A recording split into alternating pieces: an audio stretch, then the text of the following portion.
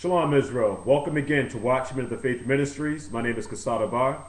And what I would like to do today is I want to do a quick recap on the show that I'm doing called Covenant of the Threshold. Okay, because I want to make sure that I bring out the importance of the blood of YAHUSHUA. But before I get that started, what I want to do is I pray that everybody is enjoying the Sabbath. I pray that everybody is enjoying this Sabbath month, the 7th month, okay, which we are now in, okay, because we have 3 holy convocations that's happening this month. We have what we call Yom Teruah, which is spelled T-E-R-U-A-H, which is the blowing of the trumpets. Then after that, we have on the 10th day, the Day of Atonement, and on the 15th day, we have the Feast of Tabernacle. Now, I want to express this, okay? And sometimes it seems like I can't express this enough. The feast days are very, very important, all right? These are rehearsals. This is how we are able to tell time is by understanding the feast days. The feast of blowing, or the memorial of the blowing of the trumpets, is so important because this is a sign where when the shofar is blown, we're actually ushering in the coming of YAHUSHUA, the Messiah. This is very, very important. The Day of Atonement, which is also associated with the Jubilee, because that's when the Jubilee happens on the Day of Atonement, that is also very important. Because we're talking about the 7th month, the Sabbath month, all right? The year where the captives are released. So this is very, very important that we understand the feast days. And then, like I said, after that we have the Feast of Tabernacle, where now the Messiah is now finally dwelling with the bride. And who is the bride? The bride is the nation of Israel. So the 7th month is very important. It is so important that we keep and remember the feast days. Again, I can't express that enough. There's a lot going on in the 7th month. Everything means something in Hebrew. There's no such thing as a coincidence. So brothers and sisters, please make sure that you understand the feast days. There's a lot of brothers out there that's doing a very good job in explaining the feast days. And I'm going to even go into the feast days again. But again, like I said, the 7th month is very important. The 7th month is the Sabbath month. It's the rest. The feast of the memorial blowing of the trumpets, we're ushering in the Messiah. The King, YAHUSHUA, is coming. The 7th month is the Sabbath month. The Day of Atonement on the 10th, okay? The Jubilee year. All right, because that's a whole year when the captives are set free. It was the Jubilee year when the Messiah started his ministry. And then we have the Feast of Tabernacles, all right? Very, very important, where it talks about that in Revelation, the 7th chapter, where we will finally be able to succot or dwell with YAHUSHUA. And again, I will get into that in a whole lot more detail, but I just wanted to, again, re-emphasize on some questions that's been asked regarding the covenant of the threshold, because I'm trying to bring out in its entirety the importance of the blood of YAHUSHUA. That is very important. Now, so some important things to know, okay, on how I view the scriptures. Let's look at, for example, the Torah. Okay, we're talking about the first 5 books of Moses, or Moshiach. Okay, the Torah, who some people refer to as the Tanakh, all right, where the T stands for Torah, okay, the N stands for Nevim, okay, and the N actually is talking about the prophets. And then we have the K in Tanakh, where that's talking about the Ketuvim, and that's talking about the writings. So we have the Torah, we have the prophets, and we have the writings. All of that is very, very important. And what I like to try to do, I like to try to keep the Bible in its Hebraic perspective. It helps me that way to understand the scriptures better. And you always hear me say that. Now, at the same time, we must also understand that the Greek is very important too. Because when words are translated from Hebrew, okay, to another language, it loses its force and it loses its value. But this also goes with the Greek, because there's a lot of things that's translated from the Greek into English, okay, where there's a couple of I'm going to say snags where it's not being translated properly. So translation is very, very important for us to be able to get the true understanding of what the scriptures is talking about. Because after all, this is our salvation that's at stake. And so those of us that are ministering the scriptures, it is very, very important that we understand a little bit about the language so that when we go out as shepherds into the vineyard, we don't mislead anybody.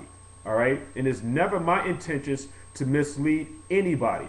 I want to make sure that everybody understands that this is talking about a marriage. All right? That is very important.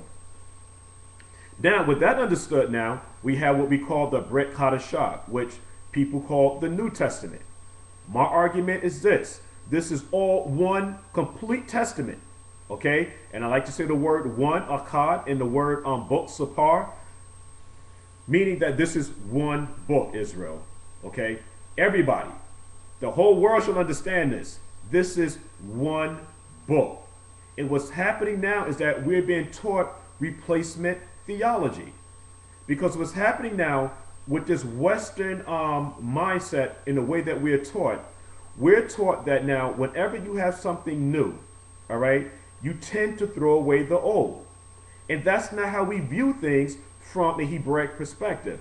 And of course now we know that you can't put new wine in the old bottle, but again, keeping everything in its proper perspective, this is the example that I like to use.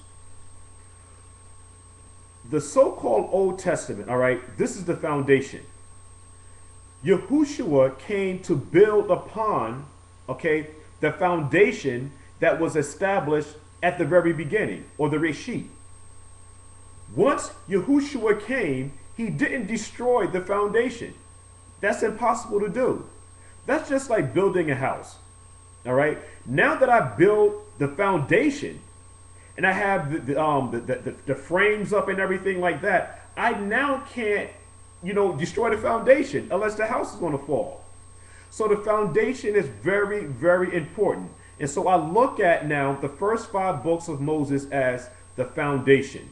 And what YAHUSHUA is coming to do is to establish everything that was written of him in the so-called Old Testament. All right? The Brit Hadashah. So again, brothers and sisters, the Brit Hadashah, the New Testament, in the Tanakh or the Torah is referring to the Old Testament. And we're not tearing down anything. What we're doing is we're building, building, building, we're building. All right, that's very important. Now, what should also be understood, it should be noted that from Genesis, which is Bereshit, I like to keep everything in its Hebraic perspective. Bereshit to the book of Revelation is explaining the intimate relationship between the Father Yahuwah and the Son YAHUSHUA. I'm going to say it again. From Genesis, which is Bereshit, to the book of Revelation is explaining the intimate relationship between the Father Yahuwah and his Son YAHUSHUA. Now, with that understood, the Son YAHUSHUA at the very beginning, in the word Bereshit, when you look at the pictographs, it's explaining that the Son YAHUSHUA is building a house under the supervision of this Father Yahuwah. All right? So now, again, the Son YAHUSHUA creates a house under the supervision of this Father Yahuwah. The people who are to live in this house is called the bride of the groom. And the nation of Israel is called the bride. So YAHUSHUA existed from the very beginning, the Bereshit, and it was YAHUSHUA's intention, okay, out of all of the nations on the planet Earth, at the very beginning, the Reshit is to call out a people, and this people was the nation of Israel from the very beginning. So You might say, Kasadaba, what are you talking about? This is what I'm talking about. That Yahushua existed from the very beginning, and Yashra'al, Yisrael, existed from the very beginning. For there's nothing new under the sun. Now, what I want to do to prove that, I want to go to the book of Isaiah.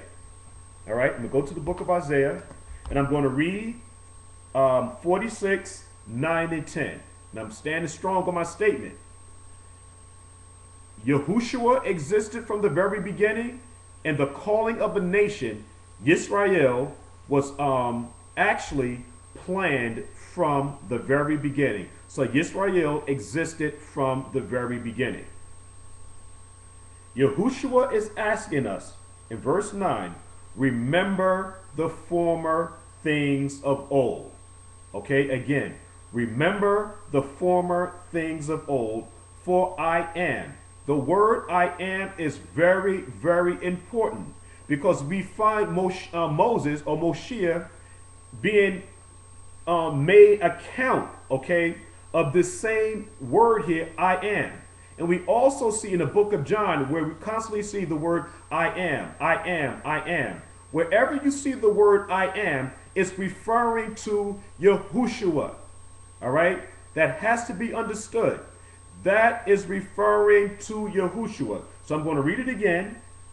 Remember the former things of old, for I am Yahushua. It has here the words G-O-D. And understanding Hebrew, okay, the word G-O-D is a pagan name, all right? It's associated with paganism. So we have to do away with that word here. For I am Yahushua, and there is none else. Because it was Yahuwah who gave Yahushua, who now sits on the right hand of the Father, this position and title. So by the authority of the Father, Yahushua can say this. And there is none else. I am Yahushua, and there is none like me. It is Yahushua who came in the name of the Father. This takes nothing away from the Father, because again, we have to understand that it is the Father, okay, who sent the Son, Yahushua. Verse 10, it is Yahushua again declaring the N, okay, which is the last letter in the Hebrew alphabet, all right, declaring the N from the Reshit. And from ancient times, and the word ancient times can be easily understood as from the beginning, or from, or Reshit, Bereshit, from the Bereshit, the things that are not yet done, saying, my counsel, Yahushua's counsel shall stand, and I will declare or do all my pleasure. Okay, so that has to be understood. Yahushua is building a house for the bride, the nation of Israel, to dwell in. And it's going to be Yahushua, okay, that's going to carry the bride over the threshold back into the land again. All right? Again, Yahushua is building a house. And the people that's going to dwell in the house or tabernacle in the house is the nation of Israel. All right? So, again, who's going to carry the bride over the threshold? Okay? It's going to be Yahushua. That has to be understood. That's the reason why I'm bringing out, okay, the covenant of the threshold, the importance of the blood of Yahushua. Again, I'm not trying to, I just want to make sure that this is clear, all right? Yahushua is building the house. Yahushua carries the bride over the threshold. Okay, that's very important. We will not be able to walk across the threshold on our own. All right, because there's a lot of talk about leaving America and all